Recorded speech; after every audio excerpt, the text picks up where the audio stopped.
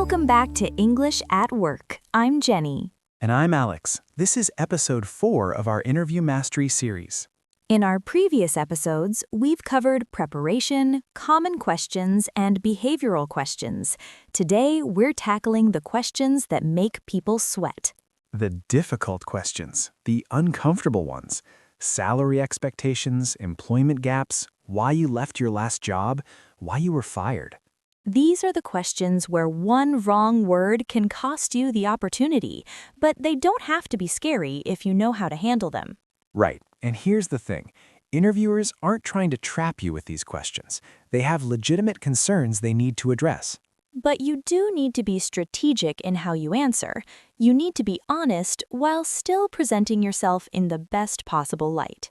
Today, we'll give you specific strategies and word-for-word examples for handling these tricky situations. Let's dive in.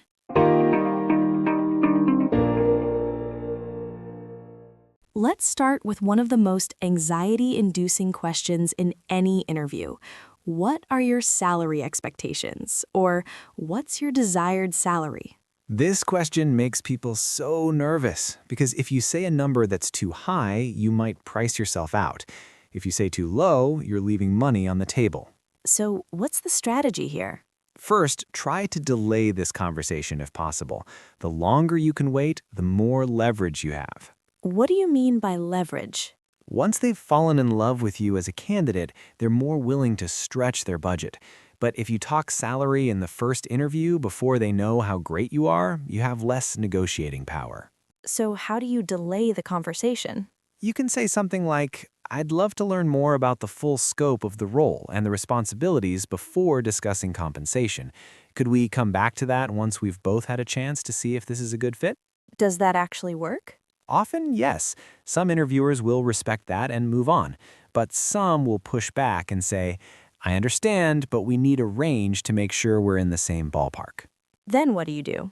Then you need to give a range, but here's the key. Do your research first. Before any interview, you should know the market rate for that position. Where do you find that information? Websites like Glassdoor, Salary.com, Payscale, and LinkedIn Salary. Look for your specific role in your specific city or region with your level of experience. And then what? You just say the number? You give a range, not a single number, and make it a relatively tight range, maybe $10,000 to $15,000 or euros. Why a range? It gives you flexibility and shows you're reasonable, but don't make it too wide. If you say anywhere from 50 to 80,000, that's too vague and suggests you don't know your worth. Give me an example of a good answer. Based on my research into market rates for this role in this area, and given my 5 years of experience and my specialized skills in data analytics, I'm looking for something in the range of 75 to 85,000. But I'm flexible depending on the full compensation package, including benefits, bonus structure, and opportunities for growth. I like that you mentioned the full package, not just base salary. That's important. Sometimes a slightly lower salary comes with better benefits, more vacation time, stock options, or other perks that add real value. What if they ask, what's your current salary? Or what were you making at your last job? This is tricky. In some places, it's actually illegal for employers to ask this question now. Really? Yes, several U.S. states and cities have banned salary history questions because they perpetuate wage inequality. If someone was underpaid before, asking about past salary keeps them underpaid. So can you refuse to answer? You can deflect. Say, "I'd prefer to focus on the value I can bring to this role rather than what I've made in the past. Based on my research and the responsibilities of this position, I'm targeting the range of..." What if they really press you? Then you can give your total compensation, not just base salary. Include bonuses, benefits, stock, anything that adds to your package. This usually gives you a higher number. Smart. What's the biggest mistake people make with salary questions? Saying a number first without doing research. You might lowball yourself or you might overshoot so much that they eliminate you. What else? Being too apologetic. Don't say, "Well, I was hoping for maybe around 70, but I'm flexible, whatever you think is fair." That sounds weak. State your range confidently.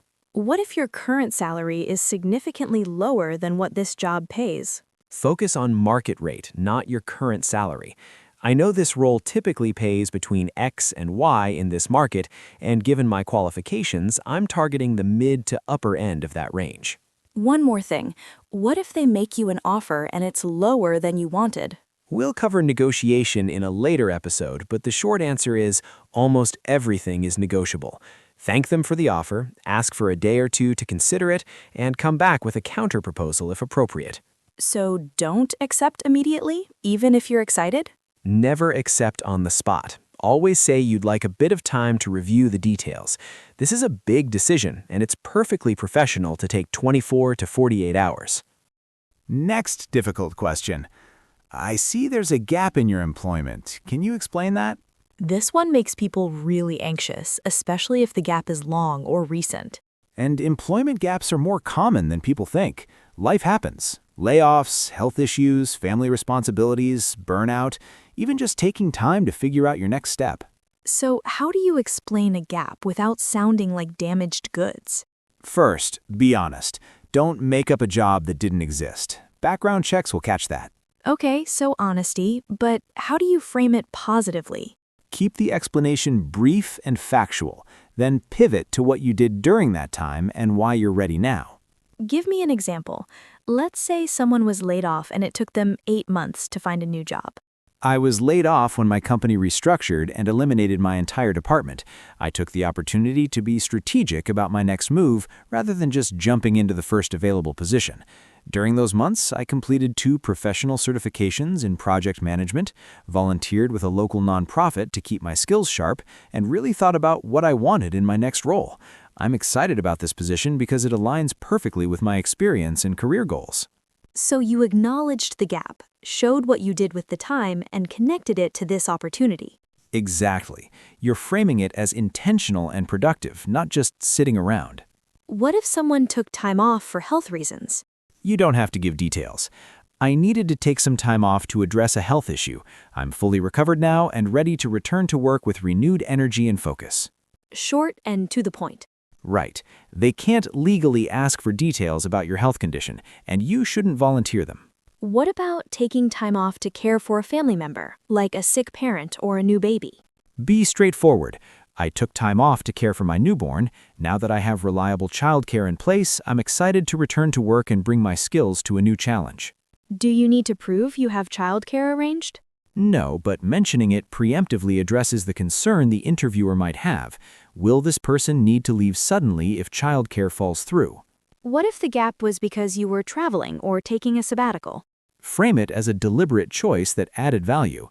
After 5 intense years in consulting, I took a planned sabbatical to travel and gain new perspectives.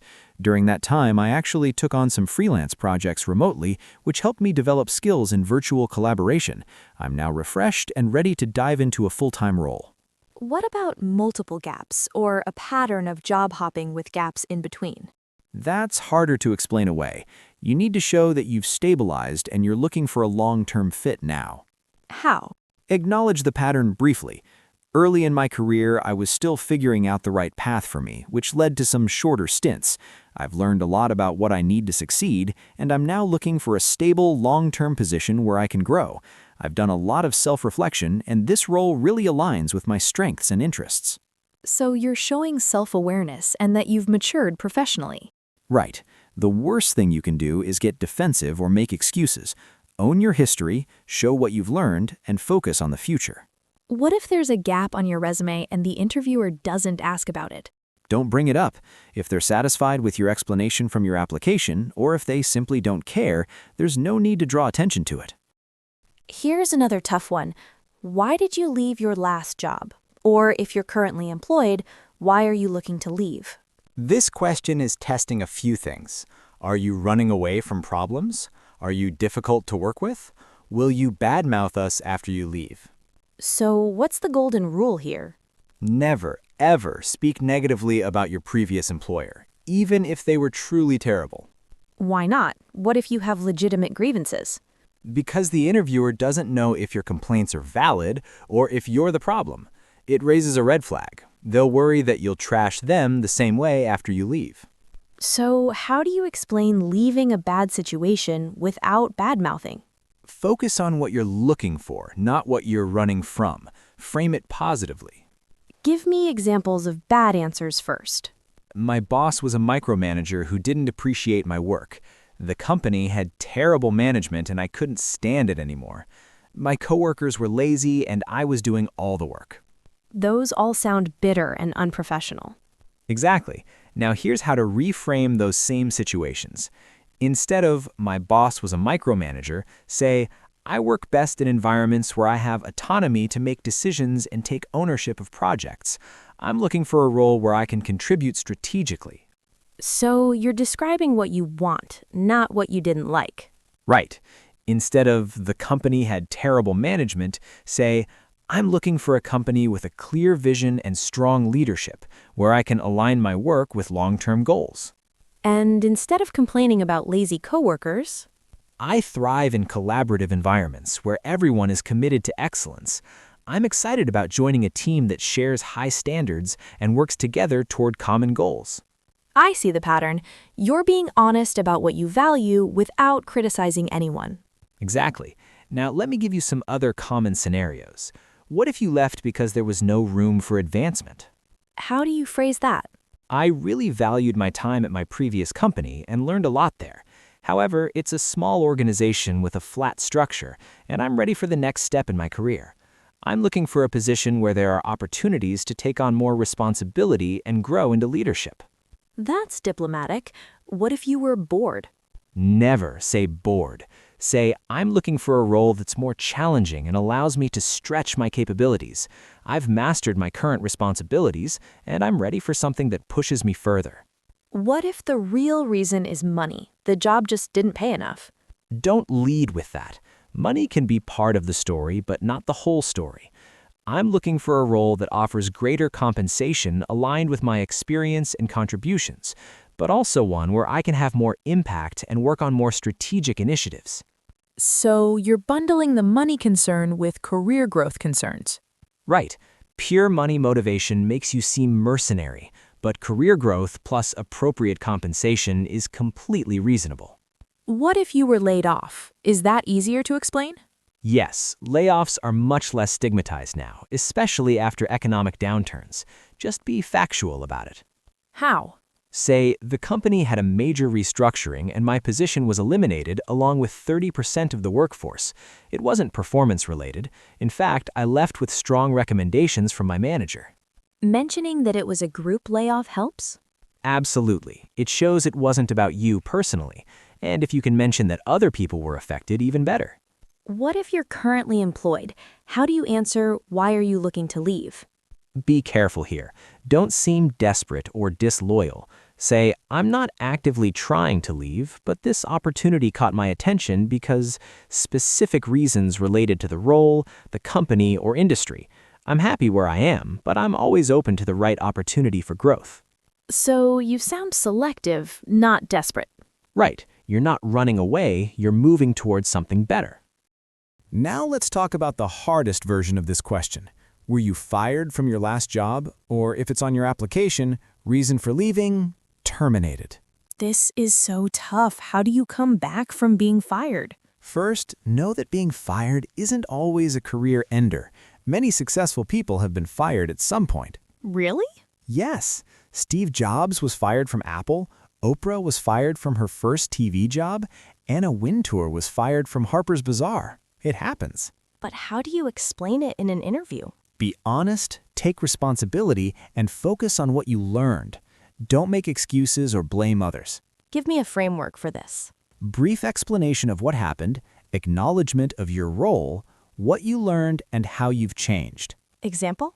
Let's say you were fired for poor performance. I was let go from my last position because I wasn't meeting expectations. In retrospect, I took on that role before I had developed certain skills I needed, particularly in specific skill. It was a hard lesson, but a valuable one. Since then, I've taken 2 courses in that skill area, and in my subsequent role, I've consistently exceeded targets. I'm grateful for that experience because it taught me the importance of continuous learning and asking for help when I need it. So you're not hiding it, but you're also showing growth. Exactly. Now, if you were fired for misconduct or ethics violations, that's much harder. What do you do in that case?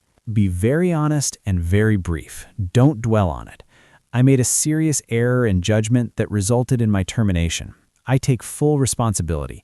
It was a turning point for me, and I've learned important lessons about integrity, following procedures, whatever is relevant. I can provide excellent references from positions before that and since then that speak to my character and work ethic. Is there any situation where you shouldn't disclose being fired?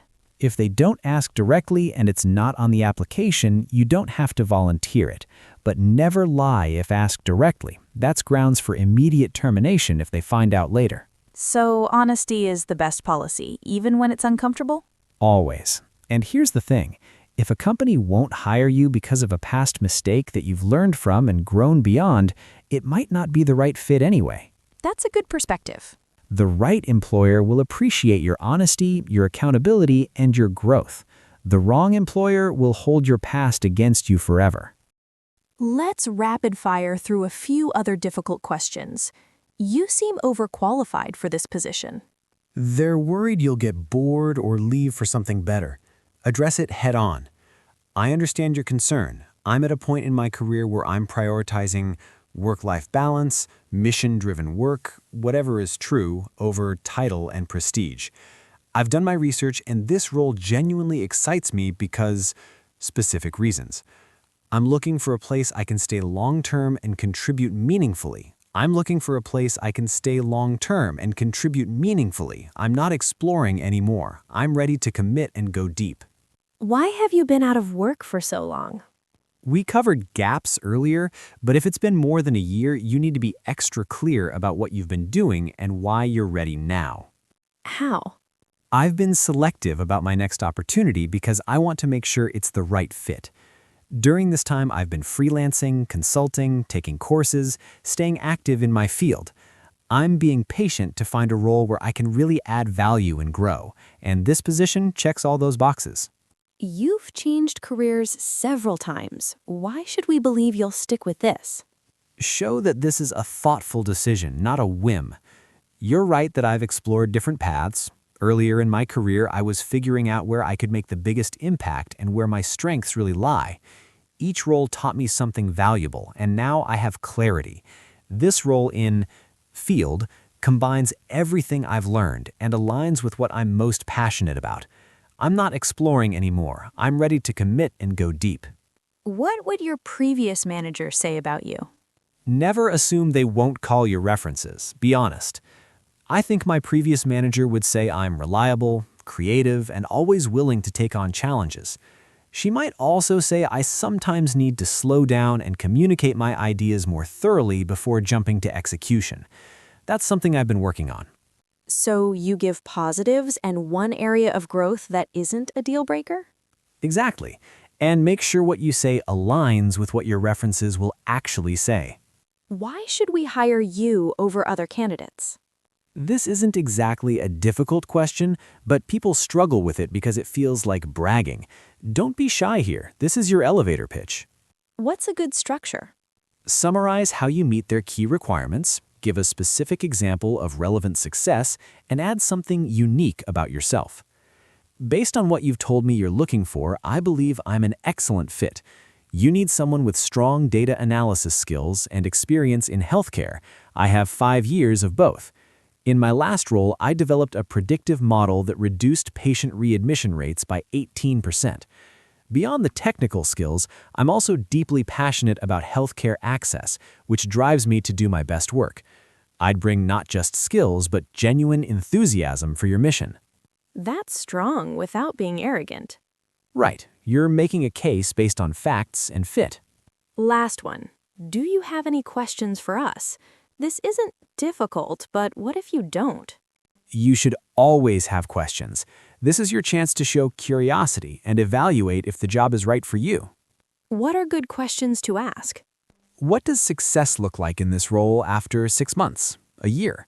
What are the biggest challenges facing the team right now? Can you describe the team culture? What opportunities are there for professional development? What do you enjoy most about working here? Never ask about salary, benefits, or vacation time in early interviews. Save those for when they make an offer.